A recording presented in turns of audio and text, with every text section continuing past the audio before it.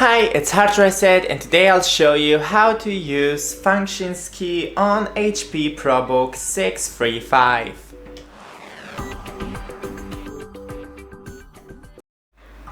So, the first two doesn't do anything. The F3 change the brightness along with F4. One is to lower the brightness and one is to make brighter screen.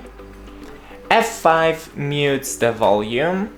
F6 is volume down. F7 volume up. F8 mutes the microphone. F10 enables and disable the insert.